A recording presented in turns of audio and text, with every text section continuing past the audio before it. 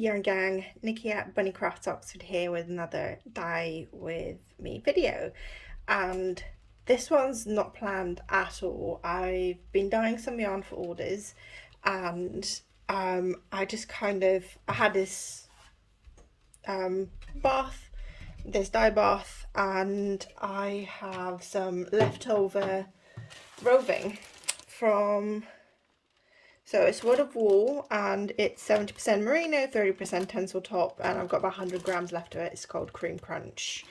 I already dyed some earlier, and it's a ridiculously soft fibre, and I thought I'm just going to experiment. I haven't even pre-soaked it, it's just here all dry, so I'm going to whack this in here and probably regret it. And the bath is quite hot, so I probably should have, yeah, hold on, let me grab my gloves, because then I can actually manipulate this as I whack it in. I find this really fine merino fibre really difficult to manipulate when it's already been pre-soaked. So I had the idea of what happens if I just pop it in the bath dry, and then just sort of threw dye on top of it and then see what happens. I'm working on the premise that there is no wrong way to do these things. I mean, there is, especially with actual fibre. I might need some more water in here, but we'll see. I think what I'll do as well is, now I'll be able to pop this in here. So this is my, I'm just going to press it very gently to get some of that hit into it, so that the hob is off. It's soaked up pretty much all of the dye bath. There is a teaspoon of citric acid in that dye bath, and I'm just going to get a bit more water and just add just a little bit more water to this.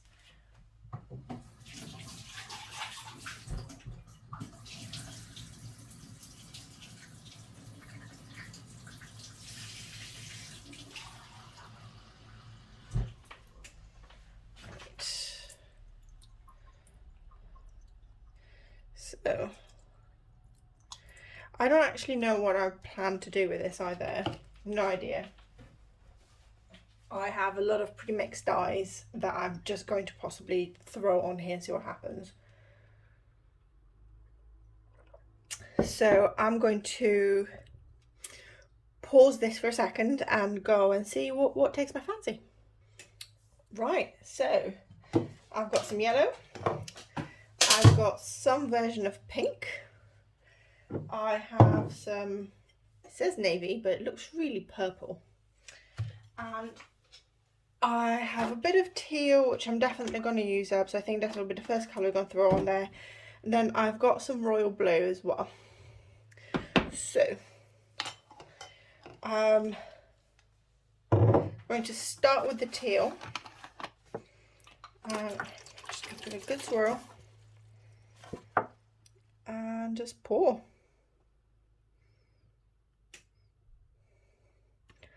And I'm going to do another line.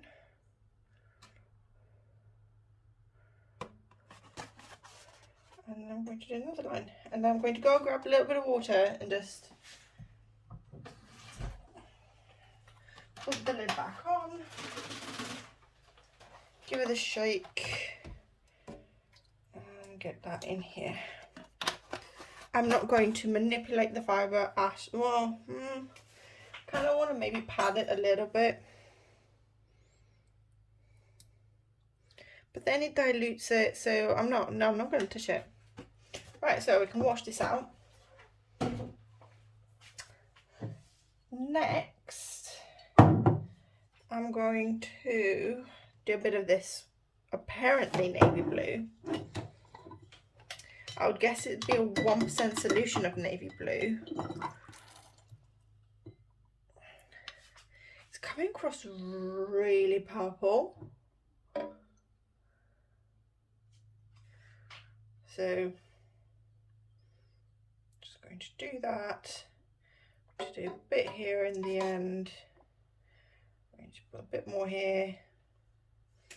Just going to see, yeah, it's really purple. I wonder whether it will turn to navy once it heats up. Got some on the lid. Okay. Let's close this up. I'm gonna regret this, but I'm just gonna put that there. Since that's blue and this is some sort of blue, I'm going to use the same turkey baster without actually washing it out. Just give this a bit of a swirl. Grab a bit of this. Draw a line. God, that is blue. It's very blue. Okay. I like this. This is pretty. I'm going to wash this out now. Let's get...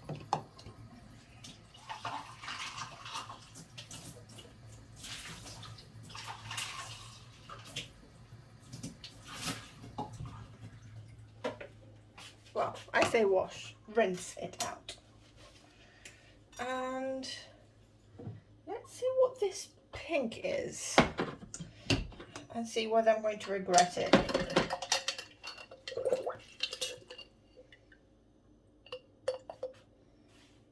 Just gonna drop it. That doesn't look pink at all though. What is that?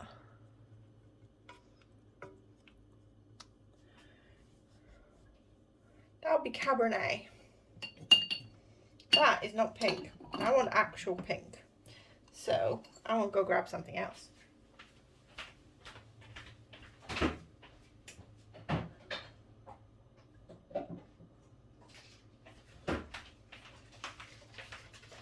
Right, I've got Fire Engine Red, which I know is not pink, but in small quantities it actually is pink.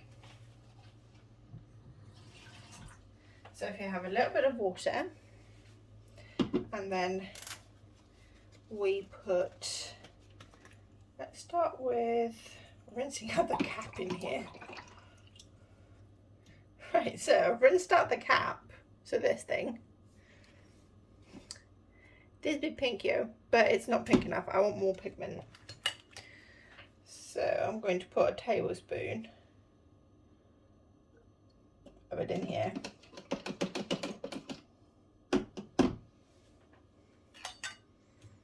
Let's close this because it's one of my favourite leaky bottles, so it will leak everywhere if I don't close it. And then I'm still going to use this because I feel I have a bit more control over it, where I put things.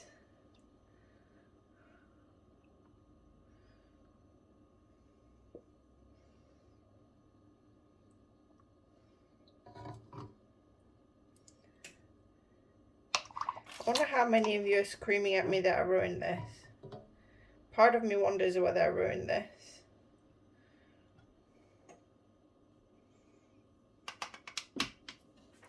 And part of me wonders what happens if I put yellow on top of the, let's see.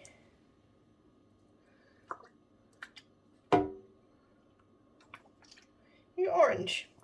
Right. I'm just going to keep going. I'm going to put yellow on top of the red.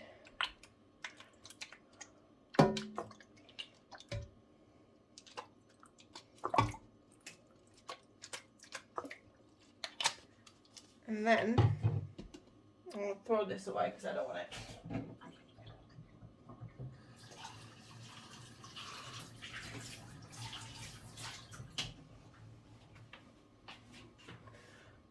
Okay, this actually looks really cool.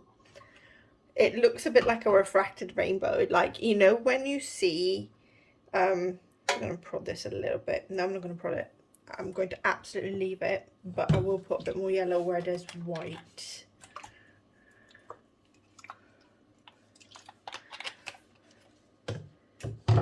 So I'm really curious. I don't think we're going to get a lot of penetration through the fibre, so I wonder how much white we're actually going to be left with and how the colours are going to mix on the bottom. I'm going to put a bit more yellow on here as well. What's really interesting is the yellow's like moving the red. Also, I know I said I'm not going to prod, I just want to get these under. Oh, okay. And this bit under. So, questions I'm going to hopefully answer to myself and maybe some of you in this video is: 1, is it a good idea to put dry roving straight into hot dye bath? 2, how much penetration are we going to get from all of these colours when the roving is this squished in and we've not touched it, we've not pressed it? And 3, we're going to find out how these colours mix. Now, it's looking really bright on the camera. It's actually a little bit more subdued, so the really bright orange that you're seeing here is actually more of a burnt orange. And that navy blue is so purple right now in both on the camera and in real life. I'm loving the greens that we get. This is actually quite true. It's just been brightened, as it were, like, yeah. And I really like this spot here where you've got this sort of weird purple. Why am I poking? Without gloves as well. This is like, this is why I shouldn't do things on a Sunday after I've had a long week and a long busy weekend.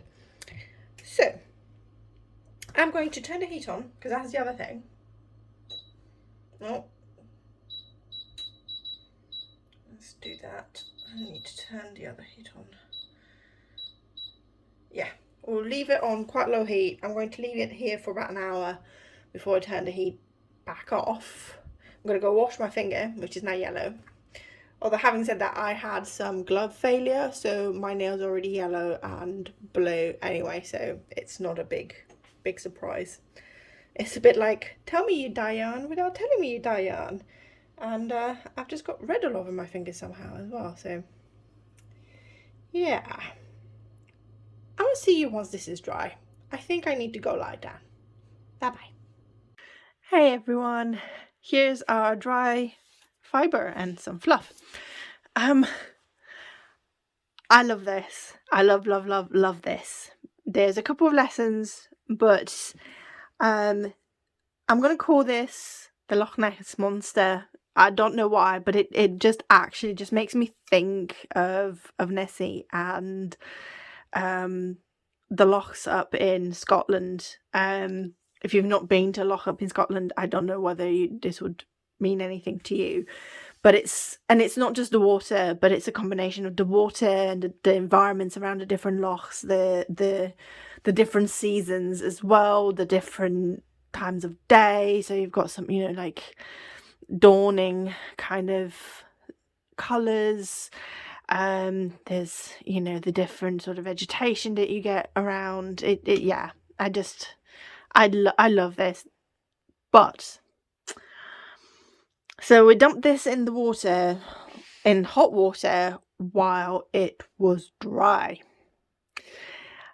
I don't think that's a good idea, and I tell you why. And the ones of you that play with fibre probably already know this. It felted, and that's because I think we shocked the fibres. We basically went from cold or room temperature to very, very hot, and the fibres didn't like that. Now, it's not felted. What it's done is, in a couple places where I touched, and it's where you see the really dark greens, it's a little bit felted. Well, I mean, this is the worst bit. This is the worst area. And I think with a little bit of carding, you might be able to save this. Sorry, there's a shadow. So here you can see it's felted. But it's not terrible. Like, I can still pull the fibre apart. Okay, it's not too difficult. But here it's a lot softer. The fibers are a lot smoother. I can almost feel like I can pre-draft this. I'm not going to play with this too much. And you can see it's fine, but then this area is not very happy. I don't know how much of it has to do with this other fiber that's in it, the tencel, whatever it is, which is quite hard. I mean, it was hard before I even did this. So yeah, like there's areas like right here where it's so soft and it's so lovely. But there's a couple places, especially where it's like sort of this really dark spruce green, where I did felt. This will definitely need to be a fiber that you pre-draft if you were to use it. I will, excuse my leg, I need to stretch it because it hurts. I will definitely do some fiber preparation when I do eventually spin this, because I will spin this and I will show you the yarn so you can see where I've just sort of fluffed it up a little bit. And it's absolutely fine. The merino is super soft. And yeah, you can see like it drafts just fine. It's okay. It has this lovely, nice long staple, so it'll be fine to spin, but it will need some fiber preparation. I think what I will do is spin it as it's dyed and then chain ply it as well, because I want the yarn to have this color. Obviously each color transition on the actual yarn, and I'm sorry for the shadow, but it is the greyest of days outside. It's 1 o'clock because I'm doing this during my lunch break. It's 1 o'clock in the lunchtime, and it is almost as dark as day outside. It is blowing a gale, so yeah. And the way that my lights are all over the house, they're in the center of the ceiling, so it doesn't matter where I move the camera, that shadow is just there. So I'm not going to braid this as well. I think I'm just going to sort of wrap it in a little bundle and just put it away until I'm ready to spin it. But as I was saying, what I'm going to do is I'm going to just spin it as is. So I'm going to just do long pre-drafts, I think, as I go along. You know, maybe just pull a little bit off, pre-draft it, spin it, pull the next bit off, pre-draft it, spin it, and then I'm going to chain ply it so that the yarn actually has that same transition. Because of the way that the fibers are going to work, I don't know how this is going to affect the yarn as well. Obviously it's going to, because in some places it's taken up this reddish color and in other places it's just white, so I don't know. But each color section that we're going to get in the yarn is obviously going to be a little bit longer, because all of this fiber is going to need to be spun. So it's not going to be like this is how long, it'll be a lot longer. But yeah, I'm going to stop manipulating this and messing it around. You can see my Batman pajamas again. I have multiple Batman pajamas. I love Batman. I really, really love Batman. We subscribe to the Batman DC comic books as well, because we love Batman. And we definitely do not have an entire mantelpiece of miniature Batman figurines. That's definitely not true. Anyway, I thought this was a lot of fun. I learned a lot. I learned a lot about how to treat my fiber, about not putting it into very hot water when it's dry, or I think just dumping it in hot water anyway. I think maybe gradually raising the temperature is always a very good idea. Oh my days, look at that color. That is so pretty and shiny. I'm learning so much doing these roving dyes. Oh, my leg again. Apologies. I'm knocking the camera. I have had a lot of sitting down recently, and it's hurt my back and I've hurt my leg, so I can't get comfortable. So Yeah, I'm learning, and I'm learning an awful lot. I'm learning a lot about what not to do. Usually when I'm too scared to do something, I will yell at Sadie and ask Sadie to save me. That's Sadie at Sadie Spincraft. I'll link her below because she's awesome. And yeah, I hope you're enjoying my learning journey, and I hope that I'm not driving you completely crazy when I do something that you know is stupid, but I don't know is stupid yet, and I learn that it is stupid through the process of doing it. And if you do enjoy these videos, give us a thumbs up. It's really helpful supporting the channel.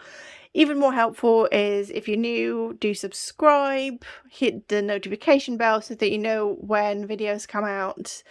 And you can even further support the channel by going to the links down below in the video description and buying me a coffee or buying one of my yarns. Some of the braids that I've dyed as well are also up on the shop. But so many of the braids that I dye, I don't feel confident and comfortable enough to put them up, especially, you know, when you felt them. So, yeah, it's been lovely to be with you again, and I will see you next time. Love you. Bye.